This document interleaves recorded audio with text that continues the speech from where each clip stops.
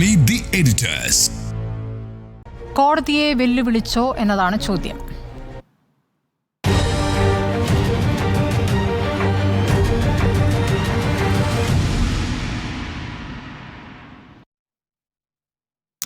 ഉണ്ണിവർഷൻ 20 വർഷത്തേക്ക് പരോൾ പോലും കൊടുക്കരുത് എന്ന് പറയുന്ന പ്രതികളെ വിട്ടയക്കാനുള്ള ഒരു ആവശ്യമാണ് ഇപ്പോൾ ജയിൽ സൂപ്രണ്ട് മുന്നോട്ട് വെച്ചത്. അത് കോടതി ഉത്തരവിനെ വെല്ലുവിളിച്ചുകൊണ്ടുള്ളതാണെന്നുള്ള കാര്യം ഉറപ്പാണ്. അതുമാത്രമല്ല, അത് ജയിൽ സൂപ്രണ്ടിൻ്റെ മാത്രം തീരുമാനമായിട്ട് കാണുന്നുണ്ടോ? നോക്കൂ, ഇന്നിപ്പോൾ പുറത്തേക്ക് വന്നിരിക്കുന്ന ഈ ചന്ദ്രശേഖരൻ വധവുമായി ബന്ധപ്പെട്ട വാർത്ത, അത് CPM-നെ സംബന്ധിച്ചും സർക്കാരിനെ സംബന്ധിച്ചും അങ്ങേയറ്റം ഡാമേജിങ് ആണ് എന്നാണ് ഞാൻ വിചാരിക്കുന്നത്. ഇപ്പോൾ കഴിഞ്ഞ ദിവസങ്ങളിലെല്ലാം കേരളത്തിൽ ചർച്ച ചെയ്യപ്പെട്ടുകൊണ്ടിരുന്നൊരു കാര്യമെന്ന് പറയുന്നത് 2024 ലോക്സഭാ തെരഞ്ഞെടുപ്പിൽ CPM-ന് നേരിട്ട, CPM നേതൃത്വം കൊടുക്കുന്ന LDF-ന് നേരിട്ട തോൽവിയുമായി ബന്ധപ്പെട്ട് ആ പാർട്ടി നടത്തിക്കൊണ്ടിരിക്കുന്ന ചർച്ചകളാണ്. ആ ചർച്ചകളിലൊക്കെ തന്നെ ഒരു തുറന്ന സമീപനം CPM സ്വീകരിച്ചു എന്ന അഭിപ്രായക്കാരനാണ് ഞാൻ. കാരണം എന്താ വെച്ചാൽ ഇപ്പോൾ 2019 വലിയ പരാജയമാണ് ഇടതുപക്ഷത്തിനുണ്ടായത്, CPM-നുണ്ടായത്. അന്ന് രണ്ട് കാരണങ്ങൾ മാത്രമാണ് ഒരു വിശദീകരണമായിട്ട് അന്ന് ആ പാർട്ടി പറഞ്ഞത്. ഒന്ന്, ശബരിമല ഞങ്ങൾക്കെതിരായിട്ട് ഒരു ഘടകമായി പ്രവർത്തിച്ചു. മറ്റൊന്ന്, രാഹുൽ ഗാന്ധിയുടെ തരംഗം.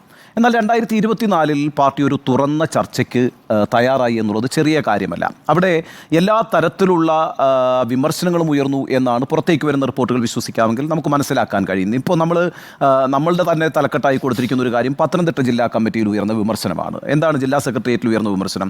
മുഖ്യമന്ത്രിയുടെ പെരുമാറ്റം ജനവിരോധമുണ്ടാക്കി എന്നാണ്. അതുപോലെ തന്നെ മന്ത്രിമാരുടെ പെരുമാറ്റവും ജനങ്ങൾക്ക് ഹിതകരമല്ലാത്ത വിധത്തിലായിരുന്നു എന്നുമൊക്കെ CPM-ൻ്റെ ഒരു ജില്ലാ സെക്രട്ടേറിയറ്റ് വിമർശനം ഉന്നയിക്കുകയാണ്. അതൊന്നും അത്ര ലളിതമായി നമ്മൾ കാണണ്ട. ഈ പാർട്ടിയെ സംബന്ധിച്ചിടത്തോളം പാർട്ടിയുടെ ജില്ലാ ഘടകങ്ങളിൽ തന്നെ ഉയർന്നു വന്നിരിക്കുന്ന വിമർശനങ്ങളെ ഗൗരവത്തോടെ കാണണമെന്നാണ് സംസ്ഥാന സമിതി തന്നെ വിലയിരുത്തിയിരിക്കുന്നത്. ഈ സംസ്ഥാന സമിതി ചേരുന്നതിന് തൊട്ടുമുമ്പ് സംസ്ഥാന സമിതി അംഗവും കേന്ദ്ര കമ്മിറ്റി അംഗവുമായിട്ടുള്ള മുൻ മന്ത്രി കൂടിയായിട്ടുള്ള തോമസ് ഐസക് നൽകിയ അഭിമുഖത്തിൽ പറയുന്നുണ്ടല്ലോ, പാർട്ടിയുടെ നേതൃത്വത്തിലുള്ളവരും അണികളും ഒക്കെ ആയിട്ടുള്ള പ്രവർത്തകരുടെ പെരുമാറ്റത്തിൽ എന്തെങ്കിലും അപാകതകളുണ്ടോ എന്ന് വിലയിരുത്തണം എന്ന് പറഞ്ഞിട്ടുണ്ട്. അപ്പം 2024 ലോക്സഭാ തെരഞ്ഞെടുപ്പിനെ കുറച്ചുകൂടി തുറന്ന മനസ്സോടുകൂടി സമീപിക്കുന്നു CPM എന്നാണ് നമ്മൾ ബോധ്യപ്പെട്ടുകൊണ്ടിരുന്നത്. എന്ന് മാത്രവുമല്ല, സംസ്ഥാന സെക്രട്ടറി തന്നെ അദ്ദേഹത്തിൻ്റെ വാർത്താ സമ്മേളനത്തിൽ പറഞ്ഞത് ജനങ്ങൾക്ക് ഞങ്ങളോടുള്ള മനോഭാവം മനസ്സിലാക്കുന്നതിൽ ഞങ്ങൾക്ക് വീഴ്ച പറ്റിയെന്നാണ്. അപ്പോൾ ആ മനോഭാവം എന്ന വാക്ക് ഒരു ചെറിയ വാക്കല്ല. എന്താണ് ആ മനോഭാവം എന്ന വാക്കുകൊണ്ട് MV ഗോവിന്ദൻ മാസ്റ്റർ ഉദ്ദേശിക്കുന്നത്? അത് സർക്കാരിൻ്റെ പ്രവർത്തന വീഴ്ചകളോ അല്ലെങ്കിൽ ഭരണരംഗത്തുണ്ടായിട്ടുള്ള ക്ഷേമ പെൻഷൻ പോലെയോ മരുന്ന് കിട്ടാത്തതുപോലെയോ ഒക്കെയുള്ള പ്രശ്നങ്ങൾ മാത്രമല്ല, മറിച്ച് സർക്കാർ ഉണ്ടാക്കുന്നൊരു ഇംപ്രഷൻ, പാർട്ടി നേതൃത്വത്തിലുള്ളവർ ഉണ്ടാക്കുന്നൊരു ഇംപ്രഷൻ, ആ ഇംപ്രഷനെ കൂടി പാർട്ടി ഗൗരവത്തോടെ എടുക്കുന്നു എന്ന് വേണം മനസ്സിലാക്കാൻ. ആ മനോഭാവം എന്നുള്ള വാക്കിൽ നിന്ന് ഞാൻ അങ്ങനെയാണ് മനസ്സിലാക്കുന്നത്. അപ്പോൾ ആ അർത്ഥത്തിലൊക്കെ ഒരു തുറന്ന പരിശോധന നടത്തിക്കൊണ്ടിരിക്കുമ്പോഴാണ് ഈ പറയുന്ന TP വിവാദം ഉണ്ടാകുന്നത്. ഇതിൽ വളരെ പ്രധാനപ്പെട്ട ഒരു പ്രശ്നം എന്ന് പറയുന്നത് ഈ സംസ്ഥാന സമിതിയിൽ തന്നെ ആഭ്യന്തര വകുപ്പിനെതിരെ ശക്തമായ വിമർശനങ്ങൾ ഉണ്ടായിട്ടുണ്ട്. അങ്ങനെയാണ് പുറത്തേക്ക് വരുന്ന റിപ്പോർട്ടുകൾ. ആഭ്യന്തര വകുപ്പ് ആരാണ് കൈകാര്യം ചെയ്യുന്നത്? മുഖ്യമന്ത്രിയാണ് കൈകാര്യം ചെയ്യുന്നത്. ആഭ്യന്തര വകുപ്പ് മുഖ്യമന്ത്രിയുടെ നിയന്ത്രണത്തിൽ മാത്രമല്ല, മറ്റു പല ആളുകളും അതിൽ കയറി ഭരണം നടത്തിക്കൊണ്ടിരിക്കുന്നു എന്നും അതൊരു മോശപ്പെട്ട, അതായത് സർക്കാരിൻ്റെ മുഖം വികൃതമാക്കുന്നതിൽ ആഭ്യന്തര വകുപ്പിന് ഒരു പങ്കുണ്ട് എന്നുമുള്ള വിമർശനം CPM-ൻ്റെ സംസ്ഥാന സമിതിയിൽ തന്നെ ഉയർന്നു വന്നിരിക്കുന്നു എന്നാണ് നമ്മൾ മനസ്സിലാക്കുന്നത്. ഇപ്പോൾ ഈ പറയുന്ന തുറന്ന വിലയിരുത്തലുകളും തുറന്ന വിമർശനങ്ങളും ഏറ്റുപറച്ചിലുകളൊക്കെ കഴിഞ്ഞ് ജനങ്ങൾ ഇവരെ ഒന്ന് വിശ്വാസത്തിലെടുക്കേണ്ടതുണ്ട്, ഇവരെ തെറ്റുതിരുത്തി വരുന്നു എന്ന തോന്നലുണ്ടാകുന്ന സമയത്താണ് ഈ പറയുന്ന TP വധത്തിലെ 3 പ്രധാനപ്പെട്ട പ്രതികളെ അവർക്ക് റെമിഷൻ നൽകാനുള്ള, അവരെ പുറത്തേക്ക് വിടാനുള്ള ഒരു നീക്കം നടക്കുന്നത്. ഇത് വളരെ യാദൃച്ഛികമായിട്ട് അല്ലെങ്കിൽ ഏതെങ്കിലും ഒരു ഉദ്യോഗസ്ഥന് പറ്റിയൊരു പിഴവായിട്ടൊന്നും കേരളം മനസ്സിലാക്കില്ല. കാരണം എന്താണെന്ന് വെച്ചാൽ TP വധക്കേസിലെ പ്രതികളോട് എപ്പോഴും CPM നേതൃത്വത്തിൻ്റെയും സർക്കാരിൻ്റെയും ഒരു മനോഭാവം എന്തായിരുന്നു നമുക്കറിയാമല്ലോ. ഇപ്പോൾ 2011-16 സർക്കാരിൻ്റെ കാലത്ത് 2012 TP വധം നടക്കുന്നത്. അതിനുശേഷം രമേശ് ചെന്നിത്തല ആഭ്യന്തരമന്ത്രിയായിരിക്കുന്ന സമയത്ത് ഒരു വലിയ വിവാദമുണ്ടായല്ലോ. TP വധക്കേസിലെ പ്രതികളെ കണ്ണൂർ ജയിലിലിട്ട് പോലീസുകാർ മർദ്ദിക്കുന്നു എന്ന് പറഞ്ഞിട്ടൊരു വിവാദമുണ്ടാകുന്നു. അപ്പോൾ എന്താ സംഭവിച്ചത്? ആ വിവാദം ഉയർത്തിപ്പിടിച്ച് അന്ന് സംസ്ഥാന സെക്രട്ടറിയായ കോടിയേരി ബാലകൃഷ്ണൻ നേരെ കണ്ണൂർ സെൻട്രൽ ജയിൽ സന്ദർശിക്കുക മാത്രമല്ല, പുറത്തേക്ക് ഇറങ്ങിയിട്ട് അവർക്ക് വേണ്ടി പറയുകയാണ്. ആ ബൈറ്റൊക്കെ എല്ലാവരുടെയും കൈവശം ഇപ്പോഴും ഉണ്ടല്ലോ, എല്ലാ ടെലിവിഷൻ ചാനലുകളുടെയും കൈവശം ഇപ്പോഴുമുണ്ട്. എന്താണ് പറഞ്ഞത്? ഇവരെ വധശിക്ഷയ്ക്ക് വിധിക്കാത്തതുകൊണ്ട്, കോടതി വധശിക്ഷയ്ക്ക് വിധിക്കാത്തതുകൊണ്ട് മർദ്ദിച്ചു കൊല്ലാനാണോ തീരുമാനം? അങ്ങനെയാണ് എങ്കിൽ ഞങ്ങളും അങ്ങനെ നേരിടും. നിങ്ങൾ മാത്രമല്ല അധികാരത്തിൽ വരിക, ഞങ്ങളും അധികാരത്തിൽ വരും, ഞങ്ങൾ ഇതിന് പ്രതികാരം ചെയ്യും. അപ്പോൾ ഇങ്ങനൊരു പ്രസ്താവന CPM-ൻ്റെ സംസ്ഥാന സെക്രട്ടറി നടത്തിയത് റെക്കോർഡാണ്. അത് മാത്രമല്ലല്ലോ, ഇപ്പോൾ പുറത്തേക്ക് വിടാൻ തീരുമാനിച്ച മുഹമ്മദ് ഷാഫി മുഹമ്മദ് ഷാഫിയുടെ കല്യാണം 2017 നടന്നത്. ഷാഫിയുടെ കല്യാണത്തിന് നേരിട്ട് പോയി പങ്കെടുത്ത ആളാണ് AN ഷംസീർ. അന്നതൊരു വിവാദമായപ്പോൾ എന്താണ് ഷംസീർ പറഞ്ഞത്? ജയിലെന്ന് പറയുന്ന ഒരു റിഫർമേഷൻ സെൻ്ററാണ്. ആ റിഫർമേഷൻ സെൻ്ററിലേക്ക് പോകുന്ന ആളുകൾക്ക് മാനസിക പരിവർത്തനമൊക്കെ ഉണ്ടാവും. ഇപ്പോൾ ഇയാൾ വിവാഹം കഴിക്കാൻ പോകുന്നു എന്ന് പറയുന്നത് തന്നെ ഒരു മാനസിക പരിവർത്തനത്തിൻ്റെ ഭാഗമായിട്ടാണ്. അതുകൊണ്ടാണ് ഞാൻ പങ്കെടുക്കുന്നത്. മാത്രമല്ല എൻ്റെ തൊട്ടടുത്ത് താമസിക്കുന്ന ആളുമാണ്, അതുകൊണ്ടാണ് പോകുന്നതെന്ന് പറഞ്ഞു. ഒരു പടി കൂടി കടന്നിട്ട് അന്ന് EP ജയരാജൻ പറഞ്ഞതെന്നാണെന്നറിയോ? ഷംസീർ ഷാഫിയുടെ വിവാഹത്തിൽ പങ്കെടുക്കുക വഴി കമ്മ്യൂണിസ്റ്റ് മൂല്യം ഉയർത്തിപ്പിടിച്ചു എന്നാണ് പറഞ്ഞത്. അപ്പോൾ ഇതൊക്കെ കാണിക്കുന്നത് ഈ പ്രതികളോടുള്ള ഒരു പ്രത്യേക മനോഭാവമാണ്. ഇന്നിപ്പോൾ ഒരു ചാനലിൽ ഇരുന്നിട്ട് KK രമ തന്നെ പറഞ്ഞത്, എനിക്കത് ക്രോസ് ചെക്ക് ചെയ്യാൻ കഴിഞ്ഞിട്ടില്ല. ഈ പെരുമാറ്റച്ചട്ടത്തിലായിരുന്നല്ലോ ഈ 2024 തെരഞ്ഞെടുപ്പിൽ സർക്കാർ പെരുമാറ്റച്ചട്ടത്തിലായിരുന്നു. ആ പെരുമാറ്റച്ചട്ടം പിൻവലിച്ച ഉടനെ തന്നെ സർക്കാർ എടുത്ത സുപ്രധാനമായ തീരുമാനങ്ങളിൽ ഒന്ന് TP കേസിലെ 10 പ്രതികൾക്ക് ഒരുമിച്ച് പരോൾ കൊടുക്കാൻ തീരുമാനിച്ചു. ഒന്ന് ആലോചിച്ച് നോക്കിയോ, ഒരു കേസിലെ കേരളം തരിച്ച് കേട്ട ആ ഒരു കേസിലെ പ്രധാനപ്പെട്ട 10 പ്രതികൾക്ക് ഒരുമിച്ച് പരോൾ കൊടുക്കുക. ഇതിൻ്റെയൊക്കെ സമ്മർദ്ദം എന്താണ് സർക്കാർ അനുഭവിക്കുന്നത്, അല്ലെങ്കിൽ പാർട്ടി അനുഭവിക്കുന്ന സമ്മർദ്ദം എന്താണ്? അതാണ് ഇവിടുത്തെ ചർച്ച ചെയ്യേണ്ട പ്രശ്നം. കാരണം വെച്ചാൽ ഒന്നുകിൽ ഈ CPM എപ്പോഴും ഈ TP കൊലക്കേസിൽ നിന്ന് അവരെ മാറ്റി നിർത്തിയിട്ടുണ്ട്. അവർക്ക് യാതൊരു പങ്കാളിത്തവും ഇല്ല എന്ന് തന്നെ ആവർത്തിച്ച് പറഞ്ഞുകൊണ്ടിരിക്കുന്ന ഒരു കൊലപാതകമാണ് TP കേസിൻ്റെ TP വധം എന്ന് പറയുന്നത്. എന്നാൽ ഈ പറയുന്ന TP കേസിലെ പ്രതികളൊക്കെ ഏതെല്ലാം തരത്തിലുള്ള സൗകര്യങ്ങളാണ് ഈ പറയുന്ന ജയിലിൽ അനുഭവിച്ചിട്ടുള്ളത് എന്നുള്ളത് നിരന്തരം വാർത്താമാധ്യമങ്ങൾ റിപ്പോർട്ട് ചെയ്തിട്ടുണ്ട്. പ്രതിപക്ഷം വളരെ ശക്തമായി ഉന്നയിച്ചിട്ടുണ്ടല്ലേ. ഇപ്പോൾ വളരെ വലിയ വിവാദമായിരുന്ന ഒരു കാര്യമായിരുന്നല്ലോ TP കേസിലെ പ്രതികൾ മൊബൈൽ ഫോൺ ഉപയോഗിക്കുന്നു, ഇൻ്റർനെറ്റ് ഉപയോഗിക്കുന്നു. ആ വാർത്ത പിന്നെ ഏഷ്യാനെറ്റ് ന്യൂസാണ് പുറത്തുവിട്ടത്, അത് പ്രസാദാണ് പുറത്തുവിട്ടത്, TV പ്രസാദാണെന്ന് വലിയ വിവാദമായിട്ടുള്ളൊരു വാർത്തയായിരുന്നു. അപ്പോൾ അങ്ങനെയുള്ള സൗകര്യങ്ങളാണ് അവർ അനുഭവിക്കുന്നത്. ഇന്നിപ്പോൾ പ്രതിപക്ഷ നേതാവ് ഇരുന്ന് പറയുന്നത് കേട്ടു, അവിടെ അവർക്ക് മദ്യം കഴിക്കാനുള്ള സൗകര്യമുണ്ട്, അവിടെ അവർക്ക് ഇഷ്ടപ്പെട്ട ഭക്ഷണം കഴിക്കാനുള്ള സൗകര്യമുണ്ട്, അവരവിടെ ഇരുന്നു കൊണ്ട് കൊട്ടേഷൻ ആസൂത്രണം ചെയ്യുന്നു. ഇത് നമുക്ക് തന്നെ അറിയാവുന്നൊരു കാര്യമാണല്ലോ. കൊടിസുനി പുറത്തേക്ക് പോയിട്ട് ഈ പറയുന്ന കുത്തുപറമ്പുകാരനായിട്ടുള്ള ഒരു സ്വർണ്ണക്കടത്തുമായി ബന്ധപ്പെട്ട ഒരാളെ പിടിച്ച് ഭീഷണിപ്പെടുത്തിയതിൻ്റെ പേരിൽ പരോളിലായിരിക്കുമ്പം കേസുണ്ട്, കൊടിസുനിക്ക് കേസുണ്ട്. ഈ TK രജീഷിനെതിരായിട്ടാണെന്ന് തോന്നുന്നു ഒരു മയക്കുമരുന്ന് കേസ് വയനാട്ടിലെ പോലീസ് സ്റ്റേഷനിലുണ്ട്. അപ്പോൾ ഇവരൊക്കെ പരോളിൽ പോകുമ്പോഴും ചെയ്തുകൊണ്ടിരിക്കുന്ന പ്രവൃത്തികൾ ഇതാണ്. ഇപ്പോൾ സാധാരണഗതിയിൽ റമീഷിനെ സംബന്ധിച്ചുള്ള സുപ്രീം കോടതിയുടെ നിർവചനം തന്നെ ഈ പറയുന്ന 14 വർഷം പൂർത്തിയാക്കണം, ഒന്നാമത്തെ കാര്യം. രണ്ടാമത്തെ കാര്യം, അതിനുശേഷം ഇവർക്ക് നല്ല മാനസികമായ മാറ്റമുണ്ടായി എന്ന് ഉള്ളൊരു പൊതുസമ്മതി രൂപപ്പെട്ട് വരണം. ആ പൊതുസമ്മതി രൂപപ്പെട്ട് വരുമ്പോൾ മാത്രമാണ് ഇവരെ റമീഷിന് യോഗ്യരായി മാറുക എന്നുള്ളത്. അപ്പോൾ അതിന് സംബന്ധിച്ച് സുപ്രീം കോടതി വിധി തന്നെ നിൽക്കുന്നു. ഇവിടെ ഇപ്പോൾ ഹൈക്കോടതിയുടെ വിധി, വിചാരണ കോടതി നേരത്തെ വിധിച്ചത് എത്രയാണ്? ജീവപര്യന്തം മാത്രമാണേ. ഈ പ്രതികൾക്കൊക്കെ ജീവപര്യന്തമാണ് വിധിച്ചത്. വിചാരണ കോടതി ജീവപര്യന്തം വിധിച്ച കേസിൽ ഹൈക്കോടതിയുടെ വിധി എന്താ? ഇരട്ട ജീവപര്യന്തമാക്കുകയാണ്, അത് ഉയർത്തുകയാണ് ചെയ്തിട്ടുള്ളത്. എന്ന് മാത്രമല്ല പരോൾ കൊടുക്കാൻ പറ്റില്ല എന്ന് പറഞ്ഞിട്ടുണ്ട്. 20 വർഷത്തേക്ക് പരോൾ കൊടുക്കാൻ പറ്റില്ല എന്ന് പറഞ്ഞിട്ടുണ്ട്. അപ്പോൾ അതിനെയൊക്കെ ലംഘിച്ചുകൊണ്ടാണെന്നുള്ളതിനകത്ത് സംശയമില്ല. കോടതി വിധി കാറ്റിൽ പറത്തി എന്നുള്ളത് വേറൊരു കാര്യം. ഇവിടുത്തെ പ്രശ്നം എന്ന് പറയുന്നത് CPM നേതൃത്വത്തിൻ്റെയും സർക്കാരിൻ്റെയും ഈ പ്രതികളോടുള്ള സമീപനം, ഇതിന് പിന്നെ ഒരു ഗൂഢാലോചന നടന്നിട്ടുണ്ടോ, അല്ലെങ്കിൽ ഇവരെ രഹസ്യമായി പുറത്തേക്ക് വിടാനുള്ളൊരു ശ്രമം നടത്തിയോ എന്നുള്ള ആശങ്ക പൊതുസമൂഹത്തിൽ ഉണ്ടാക്കും. അതാണ് ഞാൻ ആദ്യം പറഞ്ഞത്, ഇത് CPMനെ സംബന്ധിച്ചിടത്തോളം സർക്കാരിനെ സംബന്ധിച്ചിടത്തോളം ഡാമേജിങ് ആണെന്നുള്ളത്. KK രമ തന്നെ പറയുന്നൊരു വാദം വളരെ രസകരമായിട്ടുള്ള കാര്യമാണ്. KK രമ ചോദിക്കുന്നത്, ഇപ്പം 3 പ്രതികൾ മാത്രമല്ലല്ലോ എന്നേ 10 വർഷം കഴിഞ്ഞത്, ഇതിനകത്ത് 10 പ്രതികൾക്കും 10 വർഷം കഴിഞ്ഞില്ലേ? 2012 കേസ് ഉണ്ടാകുന്നത്, മെയ്യിലാണ് ഈ കൊലപാതകം നടക്കുന്നത്. ഇപ്പോൾ 2024 നമ്മൾ ഇരിക്കുന്നത്, 12 വർഷമായില്ലേ? അപ്പോൾ 10 വർഷം കഴിഞ്ഞ ബാക്കി എല്ലാ പ്രതികൾക്കും ഈ റമീഷിന് യോഗ്യതയുണ്ടല്ലോ. അങ്ങനെയാണെങ്കിൽ ഈ എല്ലാവരുടെയും പേരെന്തുകൊണ്ടാണ് ഈ ലിസ്റ്റ് വരഞ്ഞത്? അപ്പോൾ എന്താണെന്ന് വെച്ചാൽ 3 പേരെ അങ്ങോട്ട് ഉൾപ്പെടുത്തുക, എന്നിട്ട് അവരെ രഹസ്യമായിട്ട് പുറത്തേക്ക് ഇറക്കുക, അതിൻ്റെ പിന്നെ വിവാദങ്ങൾ എന്താണെന്ന് നോക്കുക, അത് നോക്കി മനസ്സിലാക്കിയതിന് ശേഷം പിന്നെ വീണ്ടും ബാക്കിയുള്ളവരെ പുറത്തേക്ക് ഇറക്കുക. ഇങ്ങനൊരു പദ്ധതി ഉണ്ടായിരുന്നു എന്ന് KK രമ സംശയിക്കുന്നുണ്ട്. KK രമയുടെ ഈ സംശയം പൊതുസമൂഹത്തിലുണ്ടായി ആരെയും കുറ്റപ്പെടുത്താൻ കഴിയില്ലല്ലോ. കാരണം ഞാനതുകൊണ്ടാണ് നേരത്തെ പറഞ്ഞത്, കോടിയേരി ബാലകൃഷ്ണൻ തന്നെ നേരിട്ട് പോയിട്ട് സന്ദർശിക്കുക, അവർക്ക് ഐക്യദാർഢ്യം പ്രഖ്യാപിക്കുക, AN ഷംസീറിനെ പോലൊരാൾ, ഇപ്പോൾ നമ്മുടെ സ്പീക്കറായിട്ടിരിക്കുന്ന ഒരാൾ ഇവരുടെ വിവാഹ ചടങ്ങിൽ പങ്കെടുക്കുക, ഇവർക്ക് എല്ലാ സൗകര്യങ്ങളും പിന്നെ നൽകുക. അതേപോലെ തന്നെ മുഖ്യമന്ത്രി പിണറായി വിജയൻ ആഭ്യന്തര വകുപ്പിൻ്റെ ചുമതലയുള്ള ആളായിരുന്നതുകൊണ്ട് വിയ്യൂർ സെൻട്രൽ ജയിലിൽ സന്ദർശിക്കുന്നുണ്ട്. ആ സന്ദർശിക്കുന്ന സമയത്ത് ഈ കുഞ്ഞനന്ദൻ അവിടെ താമസിക്കുമ്പം കുഞ്ഞനന്ദനെ ഈ പോലീസുകാരെല്ലാം കൂടെ വന്ന് ഇങ്ങനെ മാറ്റി നിർത്തി മുന്നിൽ നിർത്തി കൊടുക്കുകയാണ്. എന്തിന്? ഈ പിണറായി വിജയൻ ഒന്ന് അഭിവാദ്യം ചെയ്യാനായിട്ട്. അപ്പോൾ പിണറായി വിജയൻ കുഞ്ഞനന്ദനെ അഭിവാദ്യം ചെയ്യുന്നുമുണ്ട്. പിന്നെ കുഞ്ഞനന്ദൻ നിശ്ചയമായും പാർട്ടിയുടെ പിന്നെ അവിടുത്തെ എന്താ പറയുക ഒരു ചുമതലക്കാരനായിരുന്നു നമുക്ക് മനസ്സിലാക്കാം. ഞാൻ പറയുന്നത് ഇതൊക്കെ കണ്ടുകൊണ്ടിരിക്കുന്ന പൊതുസമൂഹം വളരെ ലളിതമായിട്ട് ഇപ്പോൾ ഈ 3 പേരുടെ പേര് ഒരു ജയിൽ ഓഫീസർ അതിനകത്ത് ഉൾപ്പെടുത്തി, എന്നിട്ട് അത് കമ്മീഷണർക്ക് അയച്ചു, ഉടനെ തന്നെ കമ്മീഷണർ ഇതിൻ്റെ ഭാഗമായിട്ടുള്ള മറ്റ് നടപടിക്രമങ്ങളൊക്കെ ചെയ്യുന്നു. അതൊരു ഉദ്യോഗസ്ഥ തലത്തിൽ വരുത്തിയ ഒരു കാര്യമാണ്, നടപ്പാക്കിയ ഒരു കാര്യമാണെന്ന് മനസ്സിലാക്കാൻ ബുദ്ധിമുട്ടാണ്. കാരണം വെച്ചാൽ TP കേസ് കേസാണ് കഴിഞ്ഞ 10 വർഷത്തിനകത്ത് കേരളം ഇത്രയേറെ ചർച്ച ചെയ്ത വളരെ സെൻസിറ്റീവായ ഒരു കൊലപാതക കേസാണ്. ആ ഒറ്റ കൊലപാതകത്തിൻ്റെ പേരിൽ ഒരു കോൺസ്റ്റിറ്റ്യുവൻസിയിൽ നിലം തൊടാൻ പറ്റിയിട്ടില്ല CPM ഈ നിമിഷം വരെ, അല്ലേ? 2014 തെരഞ്ഞെടുപ്പിൽ അവിടെ തോറ്റു. ഷംസീറാണ് അവിടെ മത്സരിച്ചത്, മുല്ലപ്പള്ളി ജയിച്ചു. അത് കഴിഞ്ഞ് പിന്നെ P ജയരാജനെ പോലെ ഒരു നേതാവാണ് അവിടെ മത്സരിച്ചത്, മുരളീധരൻ വലിയ ഭൂരിപക്ഷത്തിൽ ജയിച്ചു, ഏതാണ്ട് 84,000 വോട്ടിൻ്റെ ഭൂരിപക്ഷത്തിൽ ജയിച്ചു. ഇനിയിപ്പോൾ സംസ്ഥാനത്തിൻ്റെ മുഖ്യമന്ത്രിയായി CPM ഉയർത്തി കാണിക്കാൻ പറ്റുന്ന ഒരു ഫേസ് എന്നുള്ള നിലയ്ക്ക് പാർട്ടി പ്രവർത്തകരും പാർട്ടി നേതൃത്വത്തിലെ ഒരു വിഭാഗം പോലും കരുതുന്ന KK ശൈലജയാണല്ലോ ഇപ്രാവശ്യം കൊണ്ടുവന്ന് അവിടെ മത്സരിപ്പിച്ചത്. വടകരയിൽ ഇപ്രാവശ്യം ഭൂരിപക്ഷം കൂടുകയാണ് ചെയ്തത്. 1,14,000 വോട്ടിൻ്റെ ഭൂരിപക്ഷത്തിലാണ് അവിടെ പിന്നെ ഷാഫി ജയിച്ചത്. അപ്പം TP ചന്ദ്രശേഖരൻ ഒരു വലിയ മുറിവാണ്. അത് പൊതുസമൂഹത്തിൻ്റെ മനസാക്ഷി നേരിട്ടേറ്റെടുത്ത ഒരു വലിയ പ്രശ്നമാണ്. അപ്പോൾ അതിനെ മനസ്സിലാക്കാതെ, അതിനെ ബോധ്യപ്പെടാതെ ഇത്തരം കാര്യങ്ങൾ വീണ്ടും ചെയ്യാൻ, അതായത് ഇത്രയും വലിയൊരു തോൽവിക്ക് ശേഷവും തെറ്റുതിരുത്തലിലേക്ക് ഇറങ്ങി പുറപ്പെട്ടതിന് ശേഷവും ഇത്തരത്തിലൊരു കാര്യം ചെയ്യുന്നുവെങ്കിൽ CPM സമ്മർദ്ദത്തിലാണോ, അല്ലെങ്കിൽ സർക്കാർ സമ്മർദ്ദത്തിലാണോ, ഇവരെന്തെങ്കിലുമൊക്കെ വെളിപ്പെടുത്താൻ പിന്നെ അല്ലെങ്കിൽ വെളിപ്പെടുത്തുമെന്ന ഭീഷണി മുഴക്കുന്നുണ്ടോ? അങ്ങനെയൊക്കെയാണല്ലോ നമ്മളിപ്പോൾ പറഞ്ഞു കേൾക്കുന്നത്. രമ തന്നെ പറയുന്നുണ്ട്.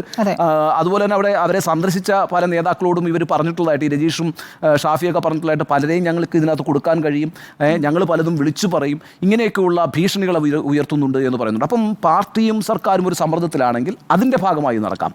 പക്ഷേ ദൗർഭാഗ്യകരം എന്ന് പറയട്ടെ, ഒരു തെറ്റുതിരുത്തൽ പ്രക്രിയയിലേക്ക് വലിയൊരു തോൽവി ഉണ്ടാവുകയും ആ വലിയ തോൽവിയെ നിശിതമായി തന്നെ പരിശോധിക്കാൻ പാർട്ടി നേതൃത്വവും പാർട്ടിയുടെ മറ്റ് ഘടകങ്ങളും ഒക്കെ തയ്യാറാവുകയും അതിൻ്റെ അടിസ്ഥാനത്തിൽ വലിയ തുറന്നു പറച്ചിലുകൾ നടത്തുകയും കറക്റ്റീവ് മെഷേഴ്സിലേക്ക് പോയിക്കൊണ്ടിരിക്കുകയും ചെയ്യുന്ന സമയത്ത് ഇങ്ങനെ ഒരു വാർത്ത വന്നിരിക്കുന്നു എന്നുള്ളത് അങ്ങേയറ്റം CPM സംബന്ധിച്ചിടത്തോളം, സർക്കാരിനെ സംബന്ധിച്ചിടത്തോളം ഡാമേജിംഗ് ആണ് എന്നാണ് എൻ്റെ ആദ്യത്തെ അഭിപ്രായം. ശരി, കോടതിയെ വെല്ലുവിളിച്ചു എന്ന ചോദ്യത്തിന് കോടതിയെ വെല്ലുവിളിച്ചിരിക്കുന്നത് ജയിൽ സൂപ്രണ്ടല്ല, കോടതിയെ വെല്ലുവിളിച്ചിരിക്കുന്ന സർക്കാരാണ്, കോടതിയെ വെല്ലുവിളിച്ചിരിക്കുന്ന ആഭ്യന്തര വകുപ്പാണ് എന്നുള്ളതാണ്. TP കേസിൽ മൊത്തം 76 പ്രതികളായിരുന്നു. ഇതിൽ 12 പേരെയാണ് വിചാരണ കോടതി ശിക്ഷിച്ചത്. PK കുഞ്ഞനന്ദൻ ഇടയ്ക്ക് മരിച്ചു. എന്നാൽ ഇപ്പോൾ ലോക്സഭാ തെരഞ്ഞെടുപ്പിന് മുമ്പാണല്ലോ ഹൈക്കോടതിയുടെ ഏറ്റവും പ്രധാനപ്പെട്ട വിധി വരുന്നത്. 2 പേർ കൂടി കുറ്റക്കാരാണെന്ന് കണ്ടെത്തി. രണ്ടും CPM പ്രവർത്തകരാണ്, KK കൃഷ്ണനും ജ്യോതി ബാബുവും. ഇപ്പോഴും ജ്യോതി ബാബു പുറത്ത് ചികിത്സയിലാണ്, ഗുരുതരമായ രോഗത്തിൽ ചികിത്സയിലാണെന്നാണ് പറയുന്നത്. പക്ഷേ അന്ന് ഹൈക്കോടതി ഉത്തരവിൽ പറയുന്ന ചില വാചകങ്ങളുണ്ട്. നിരായുധനായ ഒരു മനുഷ്യനെ റോഡിൽ ആയുധധാരികളായ 6 പേർ വെട്ടിക്കൊന്ന കേസാണിത്. ശിക്ഷ എന്നത് മനുഷ്യത്വമുള്ളതാകാമെങ്കിലും ഫലപ്രദമല്ലാത്ത രീതിയിൽ സൗമ്യമാകരുത്. മൃഗീയമായ കേസിൽ പ്രതികളോട് അനാവശ്യ ദയ കാണിച്ചാൽ അത് നിയമവ്യവസ്ഥയുടെ മികവിലുള്ള പൊതുജന വിശ്വാസത്തെ ബാധിക്കും. അതായത് ഈ ചികിത്സയിൽ ഇപ്പോൾ കഴിയുന്ന ആൾക്കടക്കം ശിക്ഷ വിധിച്ചുകൊണ്ട് കോടതി പറഞ്ഞ കാര്യമാണ്. അപ്പോൾ പൊതുജന വിശ്വാസത്തെ അത് ബാധിക്കും. വിയോജിപ്പിൻ്റെ സ്വരത്തെ നിശബ്ദമാക്കാനായി നടത്തിയ കുറ്റകൃത്യത്തെ ജനങ്ങൾക്കും സമൂഹത്തിനും എതിരായ കുറ്റകൃത്യമായി കാണണം. ഇത്രയും ശക്തമായ പരാമർശങ്ങളോടുകൂടി വന്ന വിധിയാണ്. ഇപ്പോൾ അവർക്ക് 20 വർഷത്തേക്ക് ജയിലിൽ നിന്ന് പുറത്തിറങ്ങരുത്, ഒരു ഇളവും പരോൾ പോലും നൽകരുത് എന്ന് പറഞ്ഞ ശേഷമാണ് ഇങ്ങനെയൊരു തീരുമാനത്തിലേക്ക് പോകുന്നത്. ജയിൽ സൂപ്രണ്ട് അങ്ങനെയൊരു ആശയത്തിലേക്ക് പോകുന്നത്. 20 വർഷത്തെ ഇളവില്ലാത്ത ഹൈക്കോടതി ജീവപര്യന്തം തടവിന് ശിക്ഷിച്ചവരാണ് TK രജീഷും മുഹമ്മദ് ഷാഫിയും സുജിത്തും. ഇവർക്കാണ് ഇളവ് നൽകാൻ ശ്രമം നടത്തിയിരിക്കുന്നത്. ഇത് സംബന്ധിച്ച് പോലീസിനോട് പ്രതികളുടെ റിപ്പോർട്ട് ആവശ്യപ്പെടുന്ന ജയിൽ സൂപ്രണ്ടിൻ്റെ കത്താണ് ഇപ്പോൾ പുറത്തു വന്നതിന് ശേഷമുള്ള മന്ത്രി P രാജീവിൻ്റെയും CPM സംസ്ഥാന കമ്മിറ്റി അംഗം K അനിൽകുമാറിൻ്റെ പ്രതികരണമൊക്കെയാണ് വന്നിട്ടുള്ളത്. 2 പേരുടെയും പ്രതികരണം വ്യത്യസ്തമാണ്.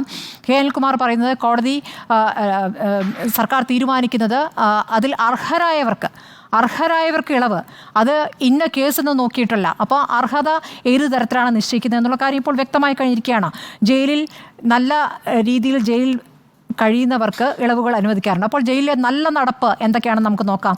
ജയിലിൽ ഫോൺ ഉപയോഗിച്ചു, വാർഡനെ ആക്രമിച്ചു, സ്വർണ്ണ കവർച്ചയ്ക്ക് ആസൂത്രണം നടത്തി, ജയിലിൽ കഞ്ചാവ് വിൽപ്പന നടത്തി, പരോളിൽ ലഹരി പാർട്ടി നടത്തി, പരോളിൽ തോക്ക് വിൽപ്പന, കൊട്ടേഷൻ ആസൂത്രണം. ഇതാണ് ഇവർക്ക് എതിരെ വന്നിരിക്കുന്ന തെളിവുകൾ, പുറത്തു വന്നിട്ടുള്ള വിവരങ്ങൾ. ഇനി ഇവർക്ക് ഈ കഴിഞ്ഞ നിയമസഭാ സമ്മേളനത്തിൽ പരോളിൻ്റെ കണക്കുകൾ KK രമ ചോദിക്കുന്നു. കഴിഞ്ഞ വർഷത്തെ കണക്ക് പ്രകാരം 11 പ്രതികൾക്ക് മൊത്തം 6 മാസത്തോളം പരോളിൻ്റെ പേരിൽ പുറത്തു കറങ്ങാൻ കഴിഞ്ഞിട്ടുണ്ട്. അപ്പോൾ എത്ര ദിവസം ഇവർ പരോളിൽ ഇറങ്ങിയെന്ന കണക്ക് ചോദിച്ചിട്ട് ഇതുവരെയും കൊടുത്തിട്ടില്ല. 2020 വരെയുള്ള കണക്ക് പ്രകാരം ഓരോ വർഷവും 237 ഒരു വർഷം, 160 ദിവസം ഒരു വർഷം, 212 ദിവസം ഒരു വർഷം. യഥാർത്ഥത്തിൽ ഒരു വർഷത്തിൽ 60 ദിവസമേ പരോളിൽ പോകാൻ അനുവാദമുള്ളൂ. അപ്പോൾ ഈ ചട്ടങ്ങളൊക്കെ ലംഘിച്ചുകൊണ്ട് ഇവർക്ക് ഈ രൂപത്തിൽ ഇളവുകൾ ലഭിക്കുന്നു. ഇപ്പോൾ ഇതാണ് ഇവരുടെ നല്ല നടപ്പ്. ഇപ്പോൾ ഈ പറയുന്നതുപോലെ KK രമയൊക്കെ പറയുന്നത് TK രജീഷ് എന്ന പ്രതി ഈ തരത്തിൽ ഭീഷണിപ്പെടുത്തുന്നുണ്ട്, ചില പേരുകൾ പുറത്തു പറയുമെന്ന്. ആ ഭീഷണിയുടെ അടിസ്ഥാനത്തിലാണ് ഈ തീരുമാനമുണ്ടായിരിക്കുന്നത് പറയുന്നു. ഇപ്പോൾ ഈ തെരഞ്ഞെടുപ്പിന് ശേഷം ആദ്യം വന്ന തീരുമാനമായി നേരത്തെ ചൂണ്ടിക്കാണിച്ച ഈ 10 പേരുടെ പരോൾ, ആ പരോൾ ലഭിച്ചവർ പുറത്ത് ആഘോഷിക്കുന്നതിൻ്റെ ദൃശ്യങ്ങളടക്കം ഇതിനകം പുറത്തു വന്നിരിക്കും. അപ്പോൾ നമ്മൾ പാഠം പഠിക്കുന്നു എന്നുള്ള കാര്യം നമ്മൾ കഴിഞ്ഞ ദിവസം ചർച്ച ചെയ്തു. പാഠം പഠിക്കുമോ? MV ഗോവിന്ദൻ ചില തുറന്നു പറച്ചിലുകൾ നടത്തി. ജനങ്ങളുടെ മനസ്സിലെന്ത് എന്നുള്ളത് കൃത്യമായി മനസ്സിലാക്കാനായില്ല. അപ്പോഴും തെരഞ്ഞെടുപ്പിൽ ആ തരത്തിൽ ചിന്തിക്കില്ല, മറിച്ച് ചിന്തിക്കില്ല എന്നൊരു പ്രതീക്ഷ വെച്ചു എന്നൊക്കെ പറഞ്ഞു. അപ്പോൾ എന്ത് പാഠം പാഠമാണ് പഠിക്കുന്നത്? എന്ത് വെല്ലുവിളിയാണ് ഇപ്പോഴും നടത്തിക്കൊണ്ടിരിക്കുന്നത്? ഇപ്പോൾ പത്തനംതിട്ടയിൽ നിന്നുള്ള പാർട്ടിക്കകത്തെ ചർച്ചയുടെ വിവരങ്ങളാണല്ലോ പുറത്തു വരുന്നത്. മുഖ്യമന്ത്രിയുടെ നിലപാടിനെ വലിയ രൂപത്തിൽ വിമർശിച്ചുകൊണ്ടാണ്. മുഖ്യമന്ത്രിയുടെ നിലപാട്, പെരുമാറ്റം, ശൈലി ഇതൊക്കെ തന്നെ ഒരു പ്രധാനപ്പെട്ട വിഷയമാണെന്ന് അവർ ചൂണ്ടിക്കാണിക്കുകയാണ്. എം വി ഗോവിന്ദൻ പുറത്ത് വാർത്താസമ്മേളനത്തിൽ പറഞ്ഞത് മുഖ്യമന്ത്രി ഇനി എന്ത് ശൈലി മാറ്റാനാണ്? ആ വിഷയത്തിലേക്ക് കൊണ്ടുപോകുന്ന രീതിയിൽ മാധ്യമങ്ങൾ ഒരു പ്രതീതി സൃഷ്ടിച്ചു എന്നുള്ളതാണ്. എന്ത് പ്രതീതിയാണ് സൃഷ്ടിച്ചിട്ടുള്ളത്? ഇന്നിപ്പോൾ മുഖ്യമന്ത്രി തെരഞ്ഞെടുപ്പിന് ശേഷം ഒരു പ്രസംഗത്തിൽ സംസാരിക്കുകയാണല്ലോ. അപ്പോൾ ഇന്നത്തെ പ്രസംഗത്തിലും മുസ്ലിം ലീഗിനെതിരെയാണ് അദ്ദേഹം പ്രതികരിക്കുന്നത്. മുസ്ലിം ലീഗിന് വലിയ വീഴ്ച പറ്റി, മുസ്ലിം ലീഗിന് വലിയ നഷ്ടം സംഭവിച്ചു എന്ന മട്ടിലാണ് അദ്ദേഹം പ്രസംഗിക്കുന്നത്. മുസ്ലിം ലീഗിന് ഇതുവരെ ഇല്ലാത്ത ഭൂരിപക്ഷം ലഭിച്ച തെരഞ്ഞെടുപ്പാണിത്. അപ്പോൾ അവരവന് പരാജയം സംഭവിക്കുമ്പോൾ ഒരു വിനയത്തിൻ്റെ ഭാഷ അല്ലെങ്കിൽ ഇക്കാര്യത്തിൽ ഒരു പുനർവിചിന്തനത്തിന് ശ്രമിക്കുന്നു എന്ന രൂപത്തിലുള്ള പ്രതികരണങ്ങൾ ഉണ്ടാകുന്നില്ല. ഇപ്പോൾ പാർട്ടിക്കകത്ത് കീഴ്ഘടകങ്ങൾ വരെ ഈ രൂപത്തിലാണ് ചർച്ച ചെയ്യുന്നത്. ഇത് മാധ്യമങ്ങളുടെ ചർച്ചയല്ല. CPIയുടെ ഓരോ ഘടകവും ചർച്ച ചെയ്ത് മുഖ്യമന്ത്രിക്കെതിരെ മാത്രമാണ്. മുഖ്യമന്ത്രി മാത്രമല്ല ഇതിൽ പ്രതിയെന്ന് നമുക്കറിയാം. സർക്കാർ ഏതൊക്കെ രീതിയിൽ പ്രവർത്തിച്ചു, ജനങ്ങളെ ബാധിക്കുന്ന വിഷയങ്ങളിൽ എങ്ങനെയൊക്കെ ഇടപെട്ടു. ഇതിനുശേഷം നടന്ന ഒരു ചർച്ചയിൽ നമ്മൾ മനസ്സിലാക്കിയത് വലിയ പദ്ധതികളിലേക്ക് പോകേണ്ടതില്ല, ജനങ്ങളെ ബാധിക്കുന്ന വിഷയങ്ങൾ പരിഹരിച്ചു കൊടുക്കുക, ആ രൂപത്തിലേക്ക് മാറണമെന്നാണ്. പക്ഷേ ഇന്നിപ്പോൾ ഡൽഹിയിൽ പോയിട്ടുള്ള ചർച്ചയിൽ ബാലഗോപാൽ സിൽവർ ലൈൻ പദ്ധതിയുമായി ബന്ധപ്പെട്ട് വീണ്ടും ചർച്ച നടത്തുകയാണ്. സിൽവർ ലൈനൊക്കെ തിരഞ്ഞെടുപ്പുമായി ബന്ധപ്പെട്ട ഏത് രൂപത്തിൽ തിരിച്ചടിച്ചിട്ടുണ്ട് മുൻപ് എന്നുള്ള കാര്യം നമ്മുടെ മുന്നിലുണ്ട്. അപ്പോൾ ഇതൊക്കെ അവിടെ നിൽക്കുമ്പോഴും വീണ്ടും അതേ രീതിയിൽ തന്നെ പ്രവർത്തിക്കാനുള്ള നേതാക്കളുടെ ഒരു ആത്മവിശ്വാസം എന്തിൻ്റെ അടിസ്ഥാനത്തിലാണെന്ന് മനസ്സിലാകുന്നില്ല.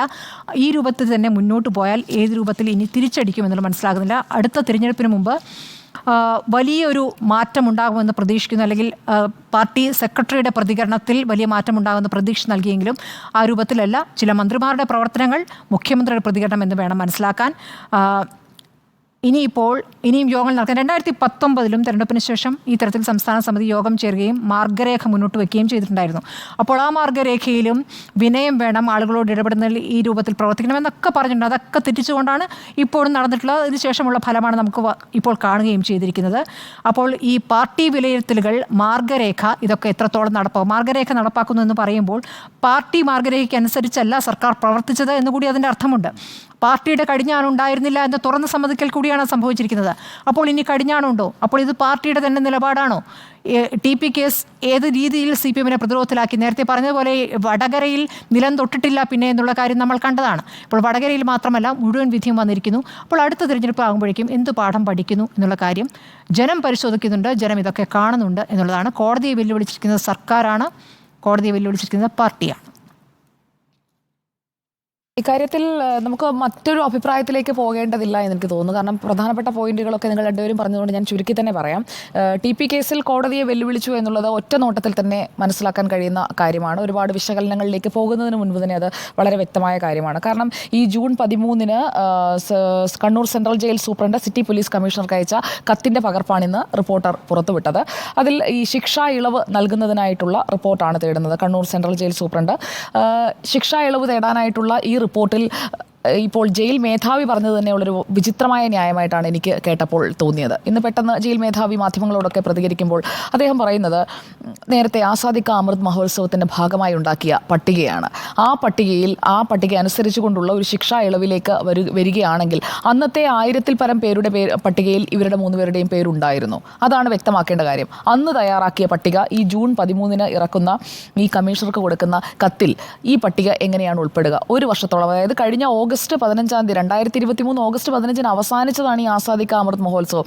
അതിൻ്റെ പട്ടിക തയ്യാറാക്കുന്നപ്പോഴാണ് 2022 2 വർഷം മുൻപ് തയ്യാറാക്കിയ ഒരു പട്ടിക അനുസരിച്ചാണോ ഇങ്ങനെയുള്ള കാര്യങ്ങൾ ചെയ്യുക എന്നുള്ളത് ഒരു ബേസിക് ഡൗട്ടാണ്. ആ സംശയത്തിൽ നിന്ന് തന്നെ തുടങ്ങാമെന്ന് ഞാൻ കരുതുന്നു. ഇതിൽ ഹൈക്കോടതിയുടെ ഉത്തരവ് ഈ 2024 ഈ വർഷം എല്ലാവരുടെയും ഓർമ്മയിലുള്ളതാണ്. ഈ വർഷം വന്ന ഉത്തരവാണ്. അത് 2024 ഫെബ്രുവരി 27 വന്ന ഹൈക്കോടതി ഡിവിഷൻ ബെഞ്ചിൻ്റെ വിധി അറിയാത്ത ആളൊന്നുമല്ല കണ്ണൂർ സെൻട്രൽ ജയിൽ സൂപ്രണ്ട് എന്നുള്ളതും നമ്മൾ മനസ്സിലാക്കേണ്ട കാര്യമാണ്. അങ്ങനെ ഒരു വിധി നിൽക്കുമ്പോൾ പഴയ 2022 തുടങ്ങി 2023 ഓഗസ്റ്റ് 15 അവസാനിച്ച ആസാദി കാ അമൃത് മഹോത്സവത്തിൻ്റെ അന്ന് തയ്യാറാക്കിയ പട്ടികയിൽ ഉൾപ്പെട്ട ആളുകളായതുകൊണ്ട് അതേ പട്ടിക ഇങ്ങോട്ടേക്ക് വന്നതാണ് എന്ന് പറയുന്ന ന്യായം ഞാൻ വിശ്വസിക്കുന്നില്ല. ശിക്ഷാ ഇളവിനോ പ്രത്യേക ശിക്ഷാ ഇളവിനോ 3 പ്രതികൾക്കും നിയമപരമായി അർഹതയില്ല എന്നുള്ളത് വ്യക്തമായ കാര്യമാണ്. TK രജീഷ്, KK മുഹമ്മദ് ഷാഫി, അണ്ണൻ സിജിത്ത് ഇത് കൊലയാളി സംഘാംഗങ്ങളാണല്ലേ. കൊലയാളി സംഘങ്ങൾ എന്നാണ് അവരെ വിളിക്കേണ്ടത്. വെറുതെ പോയൊരു മനുഷ്യനെ ഓട്ടോറിക്ഷ ഇടിച്ചൊന്നുമല്ല ടി പി ചന്ദ്രശേഖരൻ, വെട്ടി കൊന്നതാണ്. ആ വെട്ടി കൊല്ലാൻ നിന്ന ആളുകളെയാണ് നിങ്ങൾ ഇറങ്ങിപ്പൊയ്ക്കോളൂ എന്ന് പറഞ്ഞുകൊണ്ട് എന്തിൻ്റെ പേരിലായാലും ആ 3 പേരുടെ പേര് ആ പട്ടികയിൽ ഉൾപ്പെട്ടിട്ടുണ്ട് എങ്കിൽ അത് കൃത്യമായ രാഷ്ട്രീയ തീരുമാനമാണ് എന്നാണ് ഞാൻ കരുതുന്നത്. അപ്പോൾ ടി.കെ. രജീഷിനും കെ മുഹമ്മദ് ഷാഫിക്കും അണ്ണൻ സുജിത്തിനും ശിക്ഷാ ഇളവ് നൽകാൻ കഴിയില്ല എന്നത് ഈ ഹൈക്കോടതി ഉത്തരവിൻ്റെ അടിസ്ഥാനത്തിൽ വ്യക്തമായ കാര്യമാണ്. അതുകൊണ്ട് തന്നെ ശിക്ഷാ ഇളവിന് പരിഗണിക്കാനുള്ള പട്ടികയിൽ ഇവരുടെ പേര് ഉൾപ്പെടുത്തിയതിന് ഇപ്പോൾ നിയമമന്ത്രി അടക്കം നടത്തുന്ന ന്യായങ്ങളിൽ ഒട്ടും കഴമ്പില്ല എന്നുള്ളതാണ് വസ്തുത. ഇവിടെ നീക്കങ്ങളൊന്നും നടന്നിട്ടില്ല, ഈ ഒരു പട്ടിക ഉപദേശമാണ്, നിർദ്ദേശമാണ് എന്ന് പറയുന്നവരോട് ഒറ്റ ചോദ്യമേ ഉള്ളൂ. പാനൂർ, കതിരൂർ, ചൊക്ലി ഈ 3 പോലീസ് സ്റ്റേഷനുകളിലെ പോലീസുകാർ അങ്ങനെയാണെങ്കിൽ കെ രമ എന്ന ടി പി ചന്ദ്രശേഖരൻ്റെ വിധവയെ ബന്ധപ്പെട്ടത് എന്തിനാണ്? കെ രമയെ ബന്ധപ്പെടുന്നത് എന്തിനാണ്? അതായത് മൂന്നിടത്ത് നിന്ന് കെ രമയെ ബന്ധപ്പെട്ടു എന്നുള്ളത് അവരുടെ വാചകങ്ങളാണ്. അതായത് പോലീസ് നടപടി തുടങ്ങിക്കഴിഞ്ഞിരിക്കുന്നു. കേവലം ഉപദേശമോ നിർദ്ദേശമോ ഒന്നുമല്ല. ജയിൽ മേധാവി പറയുന്നത് പോലെയല്ല കാര്യങ്ങൾ, ആക്ഷൻ തുടങ്ങിക്കഴിഞ്ഞിരിക്കുന്നു. ഇന്നിത് വാർത്തയാവുകയും ഇത്രയും ചർച്ചയാവുകയും ചെയ്ത സാഹചര്യത്തിലാണ് പെട്ടെന്ന് അതിൽ നിന്ന് തടി തപ്പാനായിട്ടുള്ള ന്യായീകരണങ്ങൾ വന്നിരിക്കുന്നത് എന്നുള്ളതാണ് യാഥാർത്ഥ്യം. നിയമം കാറ്റിൽ പറത്തി ഈ 3 പേരെയും നിഷ്പ്രയാസം പുറത്തേക്കിറക്കാനുള്ള നീക്കമാണ് നടന്നത് എന്നുള്ളത് വ്യക്തമാണ്. 2019 ഫെബ്രുവരിയിൽ ഇതുപോലെ തന്നെ പരോളിൽ ഇറങ്ങുമ്പോൾ ഓരോ കാരണങ്ങൾ പറഞ്ഞാണല്ലോ പരോൾ അനുവദിക്കുന്നത്. അതിൽ ഏറ്റവും വിചിത്രമായ പരോൾ ഉണ്ടായത് 2019 ഫെബ്രുവരിയിലാണ്. അന്ന് ഷാഫി പുറത്തിറങ്ങുന്നത് അസുഖത്തിന് പരോൾ വേണം എന്ന് പറഞ്ഞുകൊണ്ടാണ്. ആ അസുഖത്തിന് പരോളിൽ ഇറങ്ങിയ ഷാഫിയുടെ ഫെബ്രുവരി 23 ഒരു വീഡിയോ, നൃത്തം ചെയ്യുന്ന വീഡിയോയാണ് പുറത്തു വന്നത്. അതടക്കം പരോളിൽ ഇറങ്ങുന്നതിൻ്റെ, അവർക്ക് അനുവദനീയമായതിലും അധികം പരോൾ അനുവദിക്കുന്നതിൻ്റെ ഒക്കെ നിങ്ങൾ സൂചിപ്പിച്ചു കഴിഞ്ഞല്ലോ.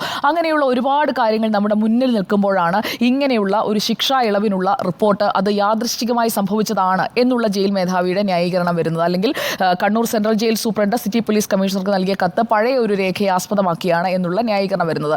അത് ഒട്ടും തന്നെ വിശ്വസനീയമല്ല എന്നുള്ളതാണ് എൻ്റെ ആദ്യത്തെ ടേക്ക്. കണ്ണൂർ സെൻട്രൽ ജയിൽ സൂപ്രണ്ടിൻ്റെ നടപടിക്രമം എന്ന് പറയുന്നത് പ്രത്യക്ഷത്തിൽ തന്നെ, ഒറ്റ നോട്ടത്തിൽ തന്നെ ഹൈക്കോടതി ഡിവിഷൻ ബെഞ്ച് വിധിക്ക് വിരുദ്ധമാണ്. അതുകൊണ്ട് തന്നെ അദ്ദേഹം നടപടി നേരിടേണ്ടതാണ് എന്നുള്ളതാണ് ഇതിലെ ഏറ്റവും പ്രധാനപ്പെട്ട കാര്യം. അങ്ങനെ ഒരു നടപടി എടുക്കണമെന്നുണ്ടെങ്കിൽ ആ നടപടിയിലേക്ക് പോയാൽ അപ്പോൾ കൃത്യമായി ജയിൽ സൂപ്രണ്ട് പറയും ആരാണ് നിർദ്ദേശിച്ചതെന്ന്. ഇതൊരു രാഷ്ട്രീയ തീരുമാനമില്ലാതെ ആഭ്യന്തര വകുപ്പിൽ നിന്ന്, മുഖ്യമന്ത്രി ഭരിക്കുന്ന ആഭ്യന്തര വകുപ്പിൽ നിന്ന് ഒരു നിർദ്ദേശമില്ലാതെ ഇങ്ങനെ ഒരു തീരുമാനത്തിലേക്ക് ഒരു ജയിൽ സൂപ്രണ്ട് ഒറ്റയ്ക്ക് പോകുമെന്നൊന്നും കരുതാൻ കഴിയില്ല എന്നുള്ളതാണ്. ഇനി കെ രമ പറയുന്ന പ്രധാനപ്പെട്ട മറ്റൊരു കാര്യം എന്താണ്? പ്രതികൾക്കുള്ള CPIM ബന്ധത്തെക്കുറിച്ചാണ്. അത് കൊല നടന്ന അന്ന് മുതൽ പറയുന്നതാണ്. മാത്രമല്ല കോടതി ഉത്തരവ് വരുമ്പോഴുമെല്ലാം എല്ലാ ചർച്ചകളിലും കൃത്യമായി പറഞ്ഞു പോകുന്നതാണ്. ഇവരുമായിട്ടൊക്കെ ആരൊക്കെയാണ് ബന്ധപ്പെട്ടിരിക്കുന്നത്, ഏതൊക്കെ ഉന്നത നേതാക്കൾക്ക് ഇവരുമായിട്ടൊക്കെ അടുപ്പമുണ്ട്, അങ്ങനെയുള്ള കാര്യങ്ങളെല്ലാം പലതവണ നമ്മൾ തന്നെ ചർച്ച ചെയ്തതായതുകൊണ്ട് അതിലേക്ക് നമ്മൾ ഇനിയും പോകേണ്ടതില്ല. അതുകൊണ്ട് കേരളത്തിൽ ഉള്ള ടി പി ചന്ദ്രശേഖരൻ കൊലക്കേസ് എന്ന് കേൾക്കുമ്പോൾ തന്നെ അതിന് ഇപ്പോൾ ജയിലിൽ കഴിയുന്ന ഈ കൊലയാളി സംഘാംഗങ്ങളുമായി ആർക്കൊക്കെയാണ് പാർട്ടിയിൽ കണക്ഷൻ ഉള്ളത്, പാർട്ടി ബന്ധം എങ്ങനെയാണ് എന്നതിനെക്കുറിച്ച് കേരളത്തിന് നല്ലതുപോലെ മനസ്സിലാക്കാനായിട്ടുള്ള അവസരങ്ങൾ പല തവണയായി പല ഇവൻറ്റുകളിലൂടെ, നേരത്തെ ഉണ്ണിസാർ സൂചിപ്പിച്ച ഈ ഫോൺ വിളി, ആ ഫോൺ വിളിയൊക്കെ ഒരു 1.5 ഫോൺ വിളി ആയിരുന്നല്ലോ. ഫോൺ കൊണ്ടുവന്ന് എവിടെയൊക്കെയാണ് കുഴിച്ചിട്ടിരുന്നത്, ജയിലിന് ചുറ്റും പലയിടങ്ങളിൽ നിന്നാണ് മാന്തി എടുക്കുകയായിരുന്നു ഫോൺ. എനിക്കത് ഓർമ്മയുണ്ട്. അന്ന് ഞാൻ ഏഷ്യാനെറ്റ് ന്യൂസിലാണ് ജോലി ചെയ്യുന്നത്. അവിടെ ഈ ഫോൺ പലയിടങ്ങളിൽ നിന്ന് എടുക്കുകയാണ്. ഫോൺ ഉപയോഗിക്കുന്നതിന്, അതുപോലെ തന്നെ ഫേസ്ബുക്കിൽ അവർ അപ്ഡേറ്റ് ചെയ്തിരുന്ന ഫോട്ടോസ്, അങ്ങനെ എല്ലാത്തിനും സഹായം അന്നേ കിട്ടിയിരുന്നതാണ്. അപ്പോൾ പിന്നെ ഈ 2024 നമ്മൾ ഇനി സംസാരിക്കുന്ന ദിവസം പുറത്തു വന്ന ഈ വാർത്തയിൽ നമ്മൾ എന്തിനാണ് ഞെട്ടുന്നത്? ഇതുവരെ ചെയ്തു കൊടുത്തിരുന്ന സഹായങ്ങൾ പുറത്തേക്ക് ഇറങ്ങുന്നതിനുള്ള ആ വാതിലൊന്ന് തുറന്നു കൊടുത്തു. അതാണ് ഇപ്പോൾ സംഭവിച്ചിരിക്കുന്നത്. ഇത്രയും നാളും അകത്ത് കിടന്നും ഇരുന്നുമൊക്കെ സുഖവാസത്തിലുള്ള സംവിധാനങ്ങളാണ് ചെയ്തു കൊടുത്തതെങ്കിൽ ഇപ്പോൾ വാതിൽ തുറന്ന് 3 പേരെ 1, 2, 3 എന്ന് പറഞ്ഞ് പുറത്തേക്ക് ഇറങ്ങാനായിട്ടുള്ളൊരു നീക്കം അങ്ങ് നടത്തി നോക്കി. പക്ഷേ ആ നീക്കം ചർച്ചയായി, അത് വലിയ രീതിയിൽ വിവാദമായി. അതുകൊണ്ട് പതുക്കെ തിരിച്ചു കയറ്റുന്നു, വാതിൽ ചാരുന്നു. ചാരിയിട്ടേ ഉള്ളൂ, അടച്ചു എന്ന് ഞാൻ ഇപ്പോഴും കരുതുന്നില്ല. ഇനിയും പഴുതുകൾ കണ്ടുപിടിക്കാൻ കഴിയും. ഹൈക്കോടതി വിധിയല്ല അന്തിമം എന്നൊക്കെ പറഞ്ഞ് ഇന്ന് നിയമമന്ത്രിയുടെ അടക്കം പ്രതികരണങ്ങൾ നൽകുന്ന ചില സൂചനകളുണ്ട്. അതായത് ഇവരെ ശിക്ഷിച്ചു, പക്ഷേ ആ ശിക്ഷാവിധിയുടെ അതുകൊണ്ടല്ല, അങ്ങനെയല്ല എന്നൊക്കെ പറഞ്ഞ് പലതരത്തിലുള്ള ന്യായീകരണങ്ങളുണ്ട്. പക്ഷേ നമ്മുടെ നാട്ടിലൊരു നിയമവ്യവസ്ഥ നിലനിൽക്കുന്നുണ്ട്. ആ നിയമവ്യവസ്ഥയെ മറികടന്നുകൊണ്ട് അങ്ങനെ അങ്ങ് വാതിൽ തുറന്ന് ഇറക്കിവിടാൻ കഴിയില്ല. ഇതെല്ലാം മോണിറ്റർ ചെയ്തുകൊണ്ട് കേരളത്തിൻ്റെ മനസാക്ഷി നോക്കിയിരിപ്പുണ്ട് എന്നുള്ളത് ബഹുമാനപ്പെട്ട CPIM പാർട്ടിയും സർക്കാരും ഒക്കെ മനസ്സിലാക്കുന്നത് നല്ലതായിരിക്കും. നേരത്തെ ഉണ്ണിസാർ സൂചിപ്പിച്ചതുപോലെ സ്വയം തെറ്റുതിരുത്തുമ്പോൾ വീണ്ടും തെറ്റുകൾ ചെയ്തുകൊണ്ട് അതെല്ലാം തിരുത്താനായി ഒരുപാട് സമയമെടുക്കും. ഇതുവരെ ചെയ്ത ഒരുപാട് തെറ്റ് തിരുത്താനുണ്ട്. അതുകൊണ്ട് പുതിയ തെറ്റുകൾ ചെയ്യാതിരിക്കുക എന്നതാണ് ഈ പാർട്ടിക്ക് മുന്നോട്ട് പോകണമെന്നുണ്ടെങ്കിൽ ഏറ്റവും നല്ല വഴി. ഇവിടെ കോടതിയെ വെല്ലുവിളിച്ചോ എന്നതിനപ്പുറം കോടതി വിധി അവിടെ നിൽക്കട്ടെ, ഞങ്ങൾ തീരുമാനിച്ച കാര്യങ്ങൾ ചെയ്യുമെന്ന രീതിയിൽ മുന്നോട്ട് പോകാൻ ശ്രമിച്ചതാണ്. അപ്പോൾ ഈ കോടതി വിധി, അതായത് 2024 ഫെബ്രുവരി 27 ഹൈക്കോടതി ഡിവിഷൻ ബെഞ്ചിന്റെ കോടതി വിധി മാധ്യമങ്ങൾക്കൊന്ന് ഓർമ്മിപ്പിക്കേണ്ടി വന്നു. അത്രമാത്രമേ ഇന്ന് സംഭവിച്ചുള്ളൂ എന്നുള്ളതാണ് ഈ വിഷയത്തിൽ എൻ്റെ അഭിപ്രായം. വെല്ലുവിളിച്ചു എന്നായിരുന്നു നമ്മുടെ ചോദ്യം. 3 പേർക്കും വ്യത്യസ്തമായ അഭിപ്രായമില്ല, ഒരേ അഭിപ്രായമാണ്, യെസ് എന്ന് 3.